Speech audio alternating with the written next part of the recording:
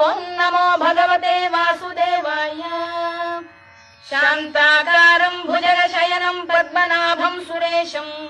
विश्वाधारम् गगनसदृशम् मेघवर्णम् शुभाङ्गम् लक्ष्मीकान्तम् कमलनयनम् योगिहृध्यानगम्यम् वन्दे विष्णुम् भवभयहरम् सर्वलोकैकनाथम् मेघश्यामम् पीतकौशेयवासम् श्रीवत्साङ्कम् कौस्तुभोद्भासिताङ्गम् पुण्योपेतम् पुण्डरीकायताक्षम् विष्णुम् वन्दे सर्वलोकैकनाथम् नमः समस्तभूतानामादिभूताय भूभृते अनेकरूपरूपाय विष्णवे प्रभविष्णवे